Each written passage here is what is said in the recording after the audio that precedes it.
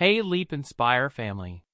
Buckle up for a heart-pounding leap into the soul of a family hanging by a thread, where one daring jump into love, pain, and hope sparks a story so electric it'll light up your screen like a viral sensation. Will Anna and Rudra's fragile bond savor of, or will their storm tear them apart? Dive into Chapter 6, and let's soar together. The night was thick with the scent of rain-soaked earth and whiskey as Rudra steadied Anna from the car, her laughter a slurred mix of defiance and fragility. "I'm not a kid, Rudra. Let me walk." But her knees buckled, and she crumpled to the wet grass, her pouty lips trembling as she whispered, "Help me, please." Rudra's chest tightened. Her earlier rejection stung, but her vulnerability stirred a buried instinct, a flicker of care for the woman who had slipped past his walls and haunted his every thought, her emerald eyes glinting like stars in the dim streetlight. He scooped her into his arms, her shivering frame light against his chest, and carried her up the creaking stairs to her room, each step a battle between his need to stay cold and the warmth of her breath against his neck, her hair brushing his jaw like a whispered promise. Setting her on the bed, he draped his coat over his arm, ready to flee, but her voice, soft and pleading, stopped him. "Where are you going?" Her fingers grazed his, her gaze a mix of drunken trust and mischief, and when she confessed she couldn't sleep in her tight dress, he handed her a hoodie and slacks, hoping to sever the moment's pull, but Anna, with a smile that teetered between innocence and challenge, begged, "I don't know how to take it off," her puppy-dogged eyes unraveling his resolve. Rudra's pulse raced. He wanted to keep his distance, but her request to remove her heels, her delicate foot resting on his knee, felt like a deliberate echo of a past moment when he humiliated her by demanding she remove his shoes, a power play now turned intimate. He complied, his fingers brushing her ankle, the air thick with unspoken tension, and when he unzipped her dress, her silky hair spilling over her shoulder, his restraint frayed like a worn thread. His hands lingered, tracing slow circles down her spine, her skin warm and yielding, and when she leaned into his touch, her breath hitching, he lost himself, kissing a trail down her back, her quiet moans igniting a fire he couldn't douse, each kiss a step deeper into a forbidden dance. Her dress slipped lower, her hands clutching it to her chest, and their eyes locked, her gaze a mirror of his chaos, desire, and pain, a storm reflected in emerald depths. Their lips met, brief at first, then deep, her inexperience melting into his rhythm, but a loud moan broke the spell, her eyes flickering with doubt, and Rudra, guilt clawing at him, stepped back, his voice rough. "Call me if you need anything," before fleeing to his room, where he tossed aside a cigarette, consumed by her presence, her scent lingering like a ghost. Yet Anna followed, standing at his door, clutching her dress, her voice a whisper. "You said I could come if I needed something." "I need kisses." Her bold, unguarded words shattered him, and he pulled her inside, their kisses slow and reverent, a dance of trust that led to a night of intimacy, careful, deliberate, a shared vulnerability that felt like a beginning, her hands finding his, their bodies moving in a slow, sacred rhythm under the moonlight filtering through the curtains, each touch a question, each response a promise. They lay tangled in sheets, the world fading to the quiet rhythm of their breaths, a fragile moment where pain and desire wove a new thread of connection. Morning brought a brutal awakening. Anna stirred in Rudra's bed, their bare skin a shocking revelation, her headache pounding as panic surged, her memories fragmented like shattered glass. Rudra's cold smirk cut through her confusion. "You were all over me, desperate." Tears spilled as she whispered, "You must have forced me." But his cruel retort, "You're mine, you wanted it," crushed her, and a stain on the sheets confirmed her loss. She'd given something she'd vowed to save for love, her heart breaking under the weight of shame and betrayal. Rudra shoved her through a hidden door to her room, leaving her to sob alone, grieving what she believed was stolen, her hands trembling as she clutched the duvet, the walls closing in like a cage. He sat in his own room, guilt twisting like a knife. He let desire cloud his judgment, and her tears shook him to his core, forcing him to confront the man he'd become, a man who'd hurt the one person who dared to see past his walls, a man whose heart ached with a truth he couldn't admit. A week later, their silence was a chasm.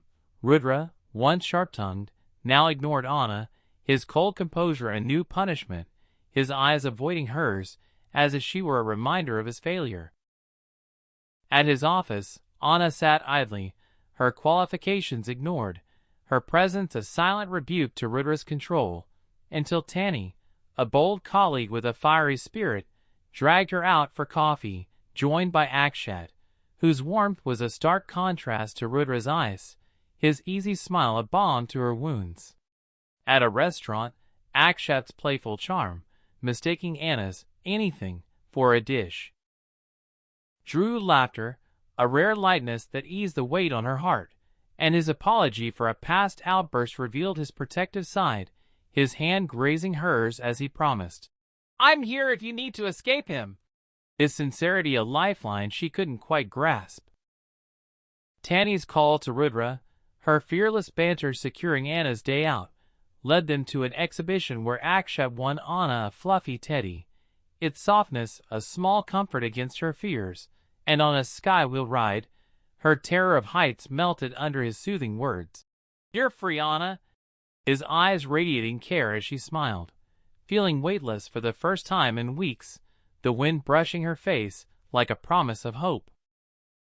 But Rudra's arrival, his jealousy flaring as he snatched the teddy and dragged her to the car, reignited her fear, his grip bruising her arm as he warned, "I'll clip your wings," his voice a low growl that chilled her to the bone, the car ride silent but heavy with unspoken threats. At home, Anna found solace in caring for Rudra's mother, Sanjana, whose frail health demanded gentle attention, her stories of Rudra's childhood weaving a fragile bond that felt like family, a warmth Anna hadn't known since her own was stolen by betrayal. Arav, Rudra's son, became her anchor, his bright eyes and fragile smiles lighting her darkest days. But when his sudden nosebleed and weakness sent her rushing to the hospital at Sanjana's plea, Anna's heart raced, her hands trembling as she carried the boy, his small body clinging to her like a lifeline, his whispered "Bambi" breaking her heart. Rudra, furious she'd acted without permission, softened when Arav credited Anna for saving him, his voice weak but certain. "Bambi brought me here, Daddy," his tiny hand clutching hers. The doctor's diagnosis of aplastic anemia shattered them both, the words hanging like a death sentence. Arav needed a bone marrow transplant, and with no sibling to provide it, hope felt out of reach, the sterile hospital walls amplifying their despair. Rudra, grappling with his son's fate, hid his anguish behind a stoic mask, his eyes distant as he processed the unthinkable, while Anna, overhearing the doctor's words from behind the door, felt her heart break for the boy she'd grown to love like family, her tears silent but heavy. Days later, Rudra's drunken stumble home, guided by Arav's tiny hand, revealed his unraveling, his slurred words betraying a deeper pain. "I'm fine, baby," he told his son, masking a broken spirit as he hugged Arav's legs, the boy's concern piercing his heart like a blade. Anna, urged by Arav to bring food, faced Rudra's bitter outburst. "You think I don't care? I'm dying every day." His despair over Arav's condition and his ex-wife's absence, a woman he despised yet needed for their son's survival, poured out, his voice cracking. "I've consulted every doctor, and there's no other way, but I won't let her near him." Anna, torn between fear and compassion, stood firm, her words piercing. "I care about Arav because anyone with a heart would, and he needs you to be strong." Rudra's silence spoke volumes, his walls crumbling under the weight of a family he couldn't save alone, his eyes tracing the hidden door that had once bound them in a fleeting moment of trust. As weeks passed, Anna became Riv's rock, administering his medicines with care, her days filled with his laughter and his growing fragility, each smile a reminder of the ticking clock, his small hand clutching hers as he whispered stories of being Superman.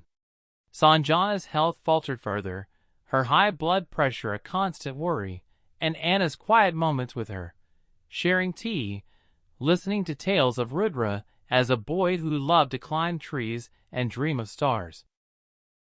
What a makeshift family, a bond born of necessity and care. Rudra's late-night absences grew, his formal suits and distant eyes hinting at secret meetings, perhaps with doctors or his ex-wife, whose shadow loomed like a specter over their lives, her absence a wound he refused to explain. Anna, caught in the storm of his moods, found herself drawn to Akshat's kindness, his easy smiles and playful banter a balm to her wounds, yet Rudra's possessiveness loomed, his rare moments of vulnerability. Like when he kissed her forehead, promising, "You're my Superman, and I'll never let you fall," revealing a father desperate to hold his family together, his voice breaking with a love he couldn't express. One evening, as Anna tucked her into bed, his small hand clutched hers, his voice a whisper. "Bambi, will I be okay?" Her throat tightened, but she forced a smile. "You're stronger than anyone, Pumpkin, and we're all fighting for you." Alone in her room, she stared at the hidden door, its existence a reminder of that fateful night, a leap that had bound them in ways neither could escape, a moment of trust now buried under pain and guilt. Rudra, in his own room, sat with a glass of whiskey, his eyes tracing the same door, haunted by Anna's tears and Riv's fragile smiles, his heart heavy with the weight of a father who'd do anything to save his son. Riv's illness had become their shared burden, a fragile thread pulling them together even as it threatened to unravel everything, and as Anna drifted to sleep, a question lingered. Could the leap they'd taken, that fleeting moment of connection, ever bridge the chasm of pain, or would Riv's fight redefine them all, forging a family not by blood but by the fierce, unspoken love that refused to break? Leap Inspire family, if this story touched your heart, hit that subscribe button and join us for the next chapter of hope and courage. Let's keep leaping together.